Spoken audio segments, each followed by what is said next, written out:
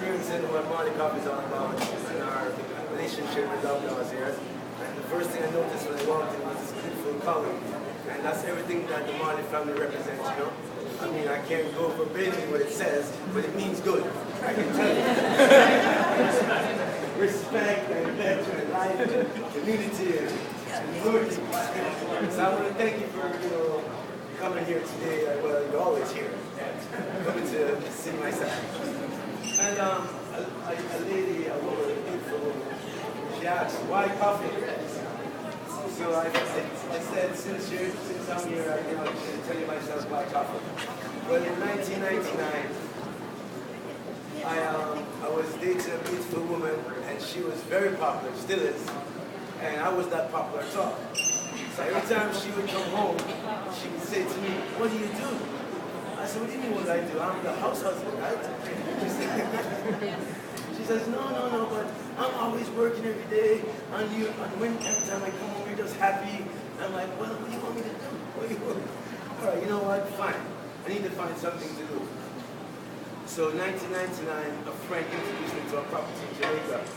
It's about 54 acres, And when I went on the property, I had $200,000 not in my pocket, but it was in the bank somewhere.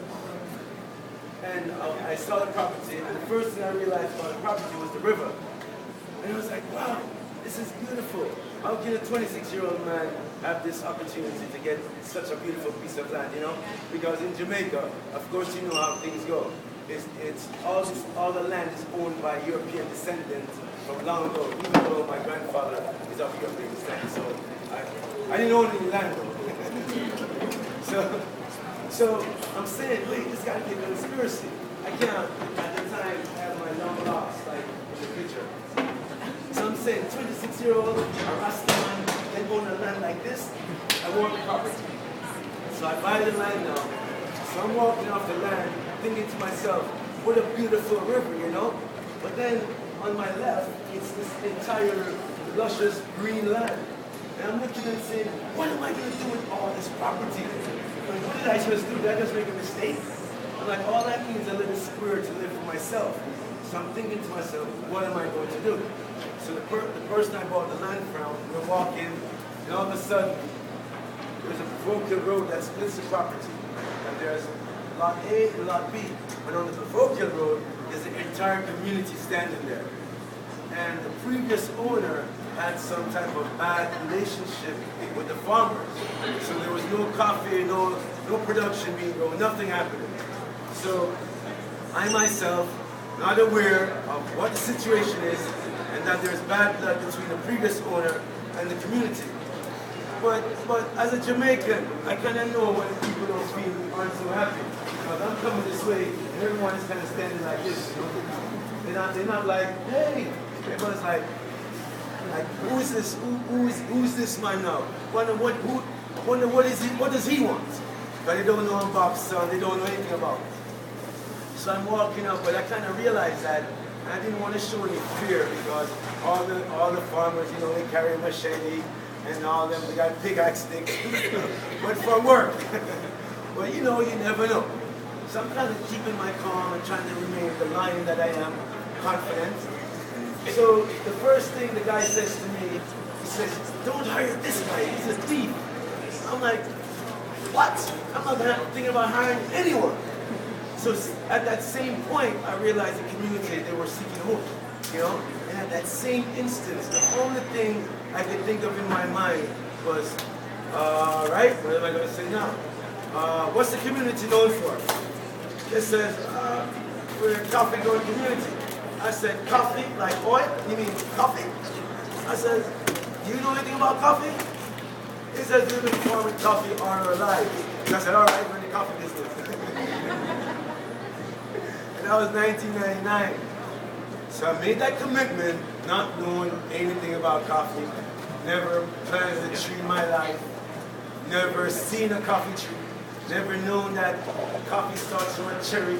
You have to pick the cherry, then the pickers have to bring the boxes, then you have to go to the station, then you have to float the cherry, then you have to take that waste away, then you have to go and pulse it, then you have to, oh Lord, all that. all that process I didn't know of. I thought it was like, okay, coffee, let's do it. Well, it took me 10 years to figure out how to take my coffee from a seed to cup. So within that 10 years, I was kind of getting a little bit of rough time, but now I've gone a bit along. I got a little bit of rough time with the community, not being able to provide the amount of yielding so we can get export license. So the government, the coffee industry board, won't give me a license, so I'm no different than the small farmer. I'm still selling my cherries to the big guy. So I'm like, you know what, this won't work for me because I'm losing that sustainability. I can't support the farmers. The commitment that I have, I don't have enough money in my pocket because there's nothing happening.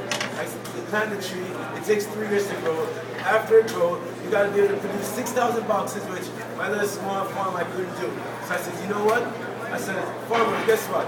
Take the cherry and sell it to the stations. I don't want the money, you keep the money. I got to think of another way to really generate this, you know?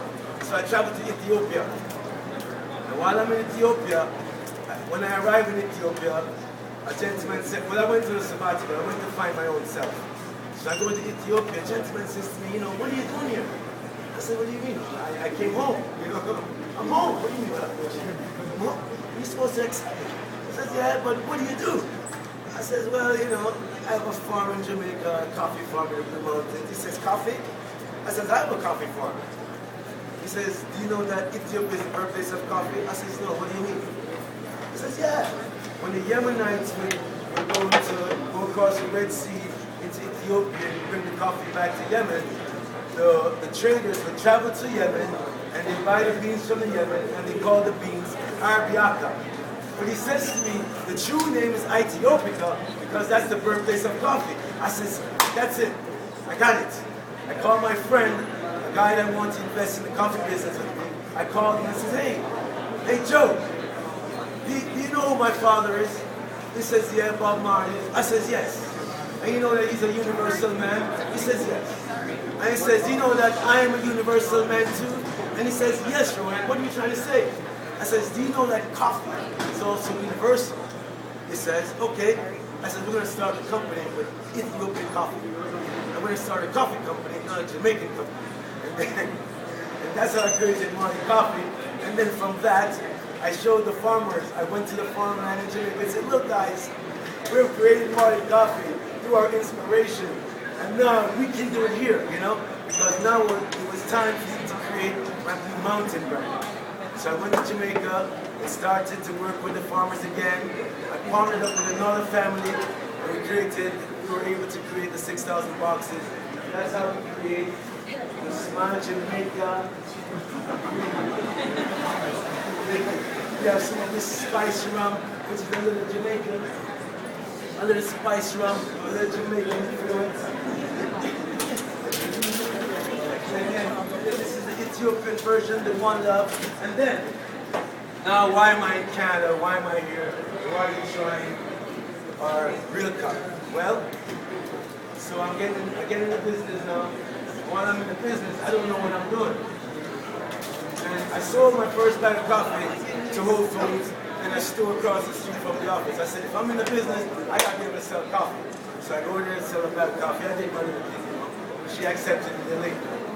But then I go to a trade show. I meet this gentleman, Brent. Well, he's there somewhere. I meet this gentleman, Brent Toes, you know, and he came to see my little booth. And he saw, you know, my packaging, they were very nice, so and so and so and so, but I don't know anything about your business. I just know you do a trade show, and hopefully someone will like it, you know, like the product. He says, you know, guys, you have a really good product, but you need some help, you know. So I said, what do you mean? He said, yeah, my family's been in the business 60 years, and I think I can help you. At the time, Brent was in the OCS space, you know. So he says his family's been doing it 60 years, he thinks he can help me. I said, all right, help me. I made Brent my CEO. Brent introduced us to Mother Parker.